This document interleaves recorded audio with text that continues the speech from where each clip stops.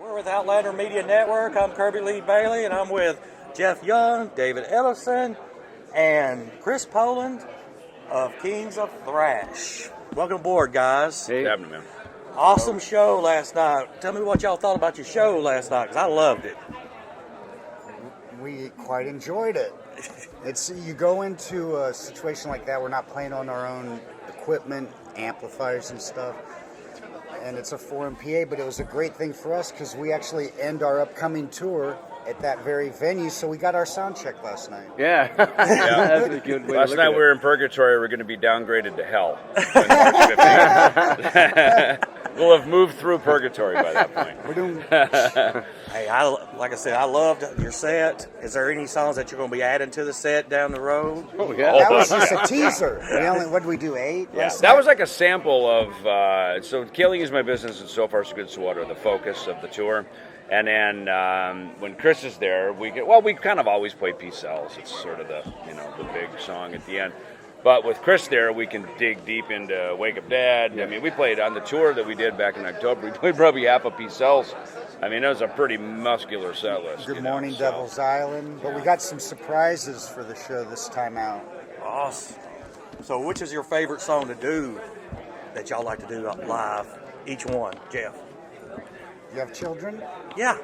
Which is your favorite child? They're all cool for different moods and vibes, and there's a challenge in each song and a mystery, and I think the audience, you have people coming up to us after each show or leaving comments on social. That's my favorite song. This is my favorite song. So throughout the night, I think everyone gets a taste of a little something that wets their whistle. My favorite song is the one I play best. Whichever one I made it through, that's my favorite. I like the Skull Beneath the Skin. Probably because, first of all, Fred, our drummer, just nails it. Yeah, that's... he nails it. When we made Killing Is My Business, for the most part, we had $8,000. Me, Dave, and Gar were in a room. We had no money. We had no time. It was like, hit the red button, let's go, and just... If it's broke, well, that's what it is, you know what I mean? We could fix very little of it. So we just blazed it down. Chris played solos, added his parts as overdubs, and then we just had to turn it in and move on. So we really had hardly any time or any real... Really, I was only in the band for a week before we recorded the record. Right. And what is the record that y'all got? Killing Is My Business. Yeah, maybe 10 days or something like that. And the truth of it is, when we wrote those songs, and the funny thing is, songs on Peace Sells were written at the same time. Yeah. So it's kind of funny how when you make records, especially at the beginning of a band, you sort of just write. And then you kind of pick, these songs are album one. For whatever reason, those kind of fell together as the right setup. But Skull was one of the earlier songs that was written in 1984. 83 rather, the summer of 83. And those songs were really slow. So was Chosen Ones. I can always go back when I'm thinking about the bass lines, right? Chosen Ones had this real geezer-esque type, write it with my fingers. Yeah. Because that's where the tempo was, right? It was like, and same with Skull Beneath the Skin. Skull was, it sounded like Mission Impossible, right? And there was stuff in that song. I was watching Fred play, and there's these little accents that I never really... In Skull? I never really It's paid crazy. attention to. His cymbals sound amazing. Yeah, he's just got great touch. And now that you mentioned Chosen Ones, that's an amazing song for me to play. I love that song. I think it's kind of a sleeper track. For that sure. As we play it, people go, oh man, I love Chosen Ones. And we never get to hear that. The solo in that is really cool. It's super fast. It's very violinistic and kind of Paganini. Violinistic or violent? I was like, you just made up a new word over here. And, I like Train of Consequences. that was the first time we ever played that. That was Jeff's idea, Unrehearsed. actually, to throw that in. Yeah, That's a good I love the chord changes in it. yeah. I think, like I say, two of my favorites is Hook and Mouth and actually Crush 'Em. Wow, no kidding. Oh, I've been watching you guys perform it on WCW Monday Nitro years ago. It's a funny story about that. So we were trying to write this song, and Dave had this kind of bass thing, and I went home, and I was like, because it's going to be like this disco thing. It's like, look, I know disco bass playing because in my age growing up, like That late was a big 70s, thing. there were 3 bands. There was Kiss, which are the huge rock band. I know what there you're was gonna the say. Sex Pistols, Right. who were the underbug, punk rock, and then there was disco. And us rockers, you would never admit you listened to disco unless you wanted to get laid or kiss a chick, right? Yeah, at the prom, disco's cool, babe, But bass playing in disco is some of the best ever. And now we admit it because we're a little bit older. Like, yeah, it was cool. But it was like the '70s version of Motown bass playing, and it was so good. So I went home and I just like, look, you play octaves. Michael Anthony did a lot of it in early Van Halen. He would kind of play these. Because Van Halen was kind of coming out of the disco stuff, and so Michael would play that, and so bo-do-do-do-bo-do-do-do, right? There's just a movement, so I brought that in, and then it's funny for the chorus. I remember saying, why don't we just do crush, crush, crush 'em, right? Like this, because the whole idea of that song was to write like some arena rock anthem. And for, it's been like, used for that a lot. And then Goldberg, we wrote it, specifically aimed it for him, so that he could use it for his song at the WCW, which we played here at the Georgia Dome. We came here and actually played the Georgia Dome when WCW was huge. And we came down and played the stadium here for the wrestling thing. The movie here in Universal Atlanta. Soldier. Yeah. That's what it was used for. Yeah, then it was used in the movie. When we shot the video, Jean-Claude Van Damme came and was because he was pretty the And then star him of and the movie. Dave Spark, right? man. Yeah. Y'all did a cool cover song last night, Superstitious, dedicating to the legendary Jeff Beck. Yeah. I like another cover song y'all did. Y'all did No More Mr. Nice Guy. Yeah, right. Don't know if y'all remember that one. Oh, yeah. Yeah, I barely, didn't because it was play on it, 1989. but I remember. Yeah. Well, it's funny. So, Alice Cooper he took us out on our first big arena tour on Peace Cells, right? And, if you think back on it, Alice was such a great guy. He's so cool, and he was very gracious to Megadeth, and he took us out on our tour. And I'll never forget, it was toward the end of the tour. I think we were in Hershey, Pennsylvania. Because he was resetting his career. It was the Constrictor Tour, right? So he was rebuilding. We were brand new. I think he got us. He understood that. But I remember when we're like getting all trashed after the show. I'll tell you why and then he could finish the story. me and Gar found the room where those guys did all their hairspray and stuff for all the crazy things that came out on stage, like the nurse and whatnot. And so me and Gar had a hairspray fight with lighters. And Gar somehow started a paper tablecloth on fire, and there was a huge fire, and we were trying to put it out, and Alice heard about it, and now you can tell the rest of the story. And so we're like, when are we going to meet Alice, right? So then by the end of the tour, I remember we're pretty trashed after the show, right? And they're like, okay, you guys can come on the bus and meet Alice. We're like, you mean now? Holy shit, like sober up real quick. Because we knew he was a sober guy, right? We didn't want to be disrespectful. So he brings down the bus, sits down, and we're just asking him questions, and he's talking. And he gave us, not without being scolding, he just said, hey, you guys be careful. You guys are freaking burning hard right now. Yeah, we were out of control. Yeah, and he said, I've done it. I used to drink a bottle of, whiskey a day, and and I've been there, I've done it. And so he kind of gave us the fatherly, all right, exactly. Listen, Get it together. But no, he's been very gracious, and but that's that. Some took his advice better than others. Yeah, right. A couple of us listened, so. But yeah, that was a good one. Let's talk about the current band, Kings of Thrash. Where did y'all get your drummer and your vocalist? Let's introduce them to this podcast. What an amazing, it's like serendipity, because we did not intend to approach this project in this way. It all came together through the Nick Menza documentary, which is close to all of our hearts. We're all in it, and it's coming out on Ellefson Films shortly. And that's how David and I initially reconnected. I had an invitation because Nick was my roommate on tour, because I was trying to distance myself from the happy goings on in the band at the time. So I ended up becoming great friends with Nick and was consequently invited to participate in the documentary. Flash forward to the night before, we had dinner in the American Satan booth at the Rainbow Bar and Grill, which is apropos with our buddy Malcolm McDowell just across the way here. And at the end, as we were playing the bill, I went in David's ear and I sung a riff just like this. I went da da da da da da da da da da da, and it's this riff that we worked on for what became Rust in Peace. He and I demo taped on a cassette. It was an 8 or 16 track in his bedroom, 2 songs, and I've long since lost those tapes. But these 2 riffs were so memorable, but they just stuck with me. All these years stuck with me. The second he heard it, he's like, dude, I totally remember that. We got to get in the room. Yeah. So we got in a room for a day and came up with 2 songs off 2 kind of skeletons I had. And it was like we were finishing each other's sentences. Because we hadn't really had the chance to write together in Megadeth like we have now. And we have a really good synergy when we write. We got together a few months later, and he came in with 2 skeletons. And it was like I was finishing his sentences. And he'd go, if we were stuck for something, what would we do here, Jeff? You know what we did? And then we'd come, so we've got 4 original songs demoed. One's nearing completion called Bridges Burned. And that was the impetus. And we were, let's just make an EP and put it out there and see what happens. In the meantime, there's an event that happens at the Whisky A Go-Go, appropriately enough, because it's a full circle story. They have an ultimate jam night. You've probably seen on some of the social media or magazines some of the previous ultimate jams that they do there.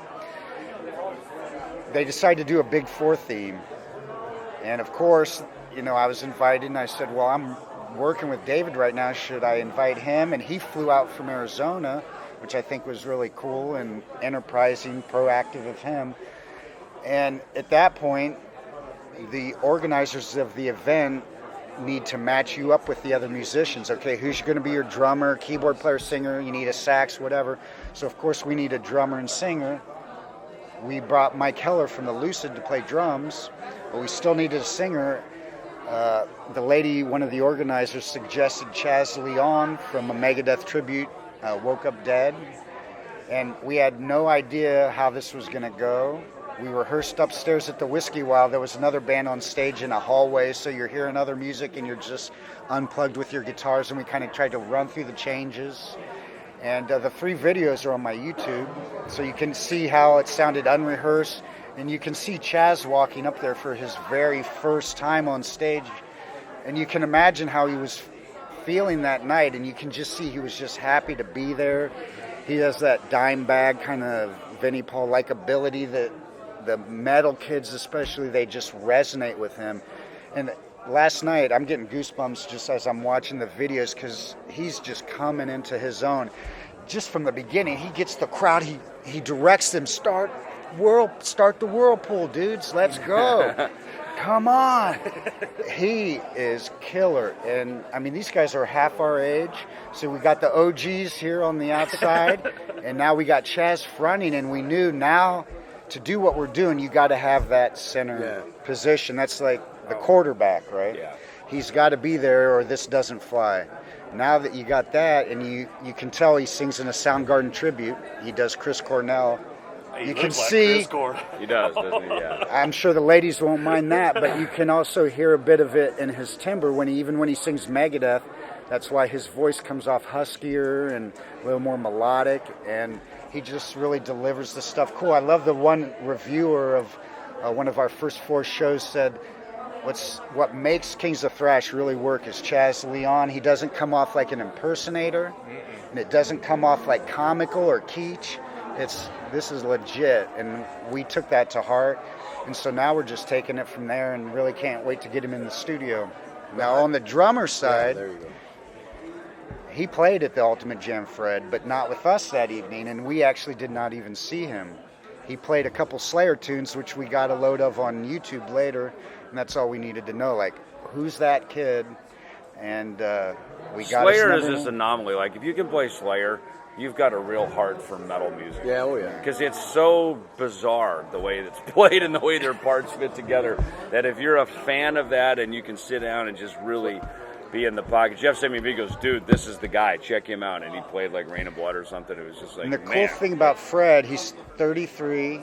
He's a Nick Menja protege. One of the first photos he sent me when we offered him the gig was of him and Nick Menza together at NAMM, and you could see just the look on his face. It much younger at this time, and you could just see how much he looked up to Nick. And I got to say, having heard a few drummers interpret like the Gar stuff, I've never heard anyone do Gar and really capture that spirit the way Fred does. I always say he reminds me of like Randy Rhoads on drums. Yeah. Wow. And That's a great comparison. No, he's got it, man. And he's a graphic designer. He did our album cover for Best of the West, all of our posters for tours. It's just an amazing thing. And then Chaz is a lawyer by day. He does union law. So right within our band, we have something that's just really unique that we had no intention of putting together. And it's like you can see how the universe kind of swirling around events in your life, and just it's kind of happening in spite of you. It just seems like it's meant to be. Yeah. So the Whisky A Go Go, y'all got a live album. Is it coming out or is it out? It's coming out March 24th on Cleopatra Records. But it's on pre-sale today. It's on pre-sale, yeah. There's a pre-sale link up there. You can get it on Amazon, iTunes, all the platforms. And I'm everything pretty sure we got a record deal when we got off stage. Totally, yeah. Brian from Cleopatra Records, who we really dig, we call him the anti-Clive Davis. Because he looks like Tommy Bolin, but he's really talented. Just a great, humble, He's chill, totally zen, man. totally just chill, and he loves vinyl, and he loves analog, which I'm huge on. So not only will it be coming out on the 24th of March on DVD and double CD, in the summer, just because of the vinyl turnaround's longer, such a wait to press, it'll be coming out on vinyl, which we're so excited to be able to once again hold an record album, and smell the vinyl and actually read the liner notes without a magnifying glass. Well, we basically got our Capitol deal after playing Irving Plaza. Our agent, Andy Summers, who again was an early believer, came in and he brought down Tim Carr, who was A&R for Capitol. He goes, you got to see the band. And that got us our record deal. And then we play the Whisky and we get another record deal, which is Must be your cool. good luck charm. No, I got to tell you, man, the whole thing was charmed. Yeah. We didn't do anything. We just got the songs together and played, and it just, the whole universe, like you said, it was just meant to be, man. And then I would guess, Kiss did 3 studio albums that I loved, and I don't know how the world missed them before Alive, and then that really broke them. We kind of cut that first step out. Most bands just jump to the live album. You would think, most bands end their careers making a live album. Or our greatest hits. you would think even maybe we do this next leg of this tour, like we're doing maybe a month or something, and then do the live album. But it was just a thing where the Whisky offers this to. I think every band can go in there and you pay $300-400, and you get a 33 track, 3-4 camera shoot. Actually, one of the cameras wasn't even hooked up that night, and it was the best camera. But this is the Whisky A Go Go. So we had that, and we watched it back, and we said, we think we got something here. Our management was in the audience, the label was, and it all kind of just blossomed from that. There's a great link that shows all of the legendary live album recordings from the Whisky, going back to 1964 or something. I want to see that. Yeah, it's a really cool, all the various people. And when we started Megadeth, we did not play the Strip. Dave was adamant to not play the Strip, and he was right about it because it was pay to play. They knew what their stages was valuable real estate. So if you want to be on our stage, you're paying, right? Gazzari's, the Whisky. Probably the Troubadour, all those. So we were never a Sunset Strip band, and all the gigs we played in the early days. San Francisco, we played the Balboa Theater. We played these outlier punk rock theaters and punk rock gigs. That's where they would allow thrash metal to be played. And so for us to come back and kind of downbeat this whole thing, we had sort of three gigs before it, and then to play at the Whisky. We were just standing next to each other at one point and just going, check this out. This is full on 1986. Oh, it was. Signs that clearly said no stage diving. Then people just stage diving. They finally just gave up and, fuck it, just go ahead and stage dive. So it was really fun. So for us to, really, launch the band there and then come back just a few months later and to, have a takeaway in a live album and a DVD is... it's funny, we're actually doing this tour to promote a live album, which is usually not the way you do it. The other way around. So everything about it's pretty unorthodox, and it just seems to be working, Hey, if it works, it works. Yeah. When does the tour start? 3 weeks? Yeah, 3 weeks. Yeah, February 16th we start in Illinois. You know, it's interesting because we did these dates out west, and as we were doing it, our manager was out there and he said, you know, we should really move it into the Midwest, to the East Coast. I mean, that was where the Killing Is My Business tour started. Even the So Far So Good So What tour, we did some warm-up shows up the West Coast, which is where the album photos are in the back of the record, are from the Tacoma Dome. But then we started with Dio Megadeth Sabotage in Providence, Rhode Island, and we started there. So, you know, a lot of the origins of this whole genre, the scene, the era that this thing comes from, that we're paying the homage to, it all is a Midwest, East Coast thing, you know. So it's kind of like we tipped our toe in the water a little bit on the West to do that. We got the record. Now we go and we take it around, you know, to the other side of the country. So since we're doing this a little backwards, so once we get the live album out and the tour out, then we're going to start Then the new original. material. That's the new material. Exactly. Exactly. You get to work Let's do it all backwards. They're already Work working it up out on the way. material. You might see one on tour. Who knows? Hey, that's something. Like I said, I plan on being at the one at the Onion Peel. That's the one I'll be at. Oh, We're yeah, gonna good. try. Cool. Hopefully, we can get some video high quality from this run. Then we could release the best of the Midwest, and we go to Japan. We'll release the best of the East, and etc. and so on. Right? You know, a lot of this, you know, I was at a show just like this. So this is Days of the Dead in Atlanta, right? And we performed at the Chicago one as well. And a year or so ago, I was at the Chiller Theater, which is another big one in New Jersey.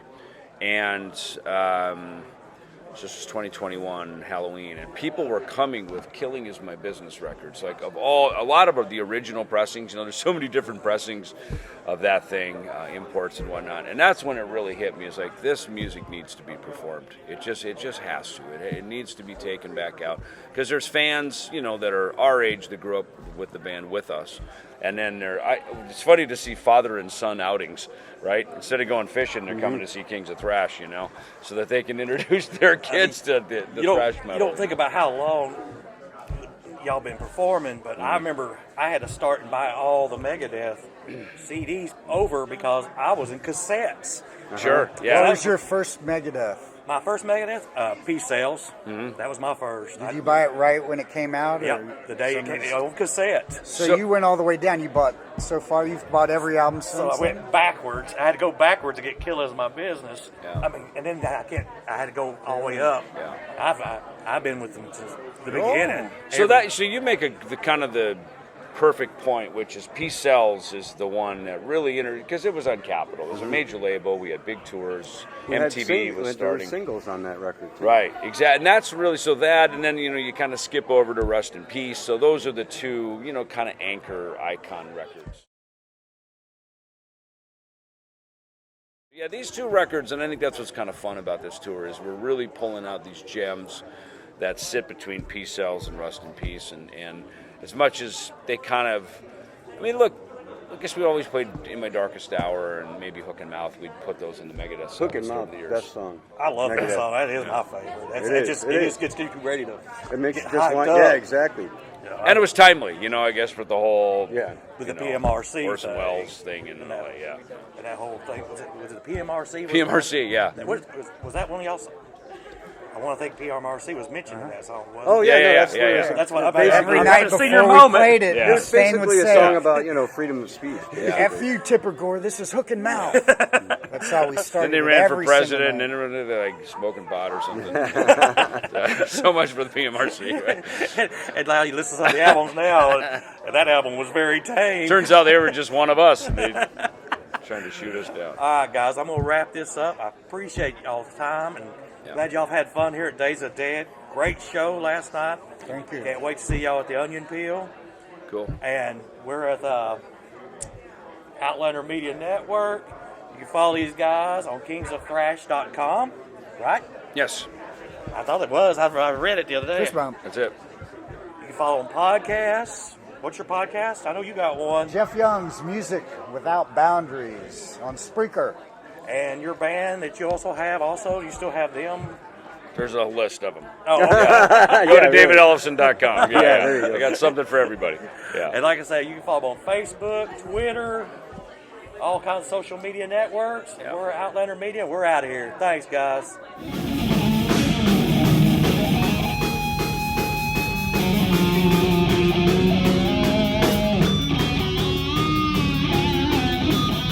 Chris Poland, the guitar!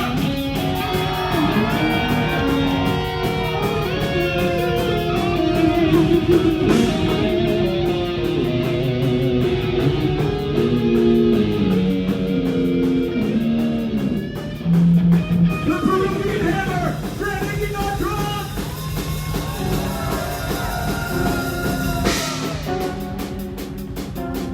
And of course, the one, the only, the legend on bass guitar. One more time, make some noise!